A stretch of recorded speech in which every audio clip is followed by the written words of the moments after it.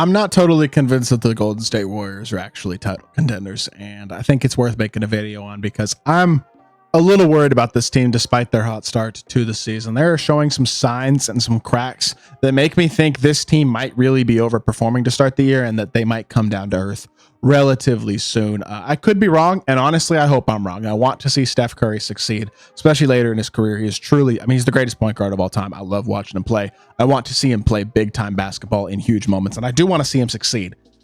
But I'm a little worried he's not truly in that, or the Warriors in general are not truly in that upper echelon of Western Conference title contenders right now. And I think it's worth talking about here in this video. Before we hop into it, if y'all haven't already, make sure you hit that subscribe button. Help me push towards the 1,000 subscriber mark on the channel. Trying to get this channel monetized, uploading about 3 videos every single day, and we're going to keep it going. So I'd really appreciate it if y'all do subscribe, especially if you're new to the channel. Without further ado, let's hop right into it. So, number one, the reason that I'm making this video, the game that triggered this video was the game, I guess 2 days ago, as y'all watched this, against the Spurs, where they lost by 10 to, again, a team in the Spurs that I think has been very competitive, especially when Victor Wembanyama has played this season. And I'm not sitting here saying the Spurs are bad at all, but the Spurs aren't really title contenders yet. They're not in that serious contention. They're in play-in contention, but I don't think they're in serious Western Conference contention to this point in their careers, especially with the amount of youth that this team is relying on at a high level.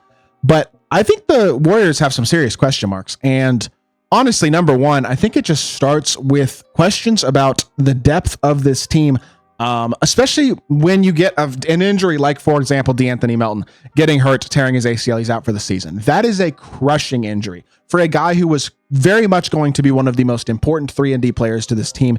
A huge piece.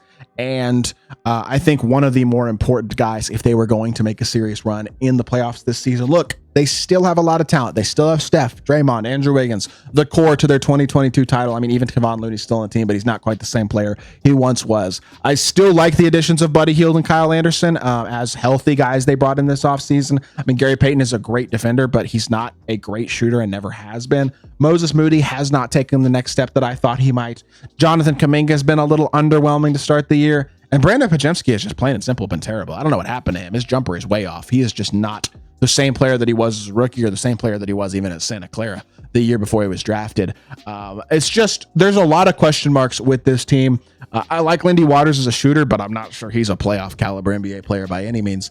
There are some serious questions and concerns that I have with this Warriors roster, especially considering that outside of De'Anthony Melton, they're actually healthy. Like, they're not missing important guys. They're not going to add important guys later on this year. And I mean, when you look at the numbers, look, Steph is still Steph Curry. He is still an absolutely god-tier player, but his numbers are a little down. I mean, he's averaging 22, 6.5, 5.5. A 2-to-1 assist to turnover ratio, 3.6 turnovers a game isn't incredible. He's still the best shooter in the sport and one of the best shooters in the world. But I'd be lying to say that he hasn't taken a slight step back to this point in his career. He is 100% more prone to these 5 of 16, 3 of 10 from 3 type games where he only scores 14 points and just isn't as impactful as you would expect him to be in the past. Like, obviously, he's still unbelievable as a shooter, and his skill set has certainly not fallen or failed him.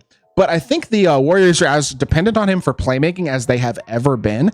And with him getting older and him, I would say, starting to show those signs of age a little bit, the turnovers are higher this season. The assist to turnover ratio isn't quite as good. And it becomes a little bit concerning if you are expecting the Warriors to be able to rely on Steph Curry to be unbelievably amazing for the next 65 to 70 games. Not to mention, there are always injury concerns with Steph as well. I mean, you know, the ankles have had issues in the past and very easily could again. And I'd be lying if I said I wasn't a little bit concerned. Not that Steph is not still a top tier player, top 10 player in the sport type of guy, but that he's not quite the dominant league altering MVP player that he was even just a couple of years ago. I know he hasn't won an MVP in a long time, but even just a couple of years ago, he was a different level of player, I think, in the 21-22 or 22-23 season as compared to right now.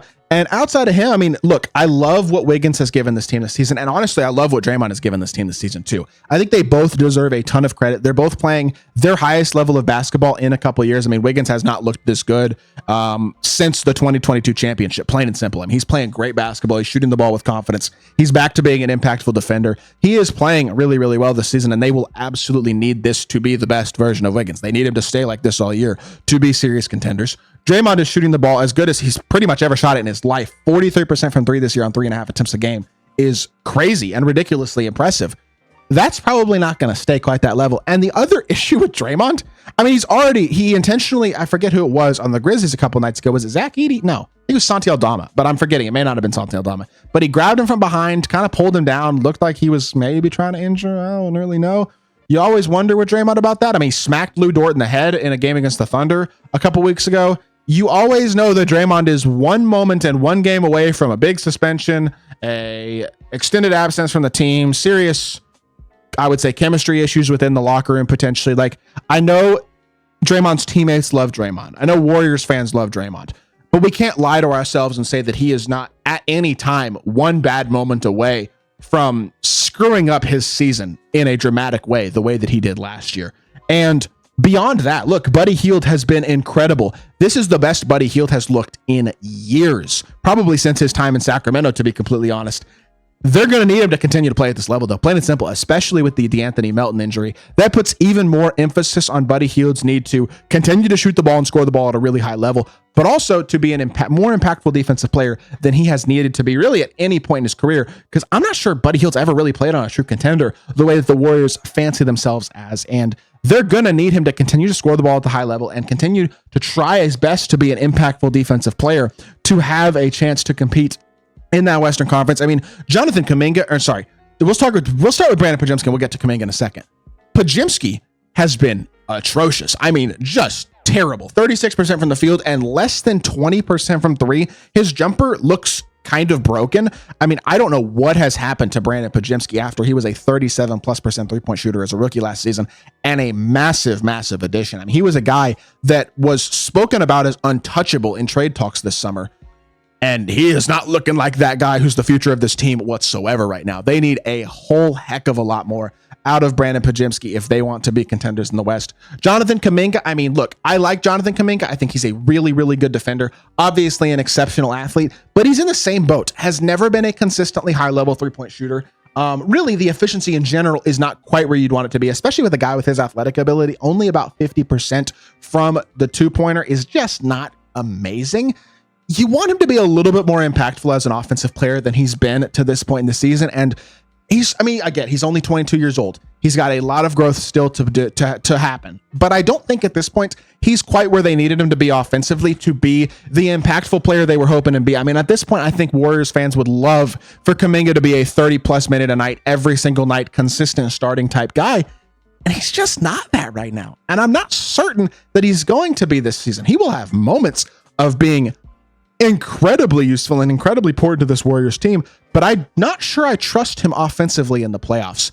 And that's another real concern there. And you always wonder if there's some discontent with him as well. The last couple seasons with the way that things have gone with him in the starting lineup, back off the bench, stuff like that. I mean, I don't think it's a huge deal, but it is a concern. I mean, Trayce Jackson-Davis and Kevon Looney is honestly about as just fine of a center duo as you get. Neither of those guys are really, really great players at this point in their career. I mean, Looney is just simply not a particularly efficient inside big. I don't think he's all that valuable offensively for the most part. Now, I know he's a great offensive rebounder, really, really high effort rebounder, but I still think offensively he limits them when he plays, and that's the reason he's playing less than he really ever has. Only 15 minutes a game so far this season. Trayce at 17, 18 minutes a game is also a total non-shooter. Now he's much more efficient and much more athletic on the offensive end, on the interior, and the rebounding is not horrible, but it's not quite Looney level as well. And I do think that in a playoff matchup against a high-level Western Conference team, he's getting played off the court by guys like Chet Holmgren, Nikola Jokic. I don't think he's quite on the level of Derek Lively, Daniel Gafford from the Mavs. There are just some matchups that I think he might struggle in as well. And I mean, Moses Moody just has not quite taken the next step. I actually really like Moses Moody as a player. I'm a little baffled by the fact that he only plays 17 minutes a game because he is a very efficient player. But for whatever reason, Steve Kerr just does not seem to trust him at a high enough level in this Warriors offense. And I don't totally understand why that is. And everybody else is just, I mean, I like Lindy Waters as a shooter, right? But I don't trust him as a playoff guy. Gary Payton has had great moments, but he's shooting 21% from three this year. He's never been a good shooter, and he's certainly not one right now. And outside of that, that's everybody on this Warriors team who's a contributor right now. I mean, realistically, I don't think there's anybody else to talk about. Look, I get they're the one seed in the West right now. That's great. But I'd be lying if I said I'm not a little concerned about this team. I mean, it's been an incredible start, and yet I'm kind of sitting here zagging where I'm not certain that this is going to last. I'm a little worried this team's, I mean, they're a 1 seed right now, but they're 3 games out of the 8 seed and 4 games out of the 11 seed. The Western Conference is so tightly compact right now, and there are so many good teams in the West that they have one Steph injury, or one thing goes wrong, or they just simply do not play a great stretch of basketball for a week or two, and they could very quickly start to fall down that Western Conference, those Western Conference standings. And as much as it would be a shame to see happen, I kind of think that might be what happens here over the next month or so. I mean, they've got some tough matchups coming up. OKC, Phoenix, Denver, Houston is playing great. Minnesota twice. Memphis, Minnesota again. Indiana is feisty, if not great to this point in the year. The Lakers, the Clippers, Phoenix again. Cleveland, Philly. Philly's not good, but Memphis, Sacramento, Miami. I mean, it's not easy for the next month or so for the Warriors. It's not the hardest schedule you've ever seen, but it doesn't get as easy as I think you'd like things to get. And for the Warriors at this point, look, I don't know how bold of a prediction it is. I'm not sure this team is making it past the first round of the playoffs. And if they do, I find it very unlikely they make it past the second round. I don't trust the depth, and I'm not sure that beyond Steph, they have the star power to truly compete in the West. I think losing Melton was a crucial injury, and that is going to hurt this team a lot. I would love to see them succeed. I would not mind being proven wrong at all. I like the Warriors. I love Steph. But I have some serious questions about this team, and I am not convinced, despite their hot start, that they are true contenders in the Western Conference for the title. With that being said, that is going to do it for today's video. I hope y'all did enjoy. If you did, make sure you hit that like button, leave a comment, and subscribe. I'll be back with more NBA content very, very soon. I appreciate y'all. Peace.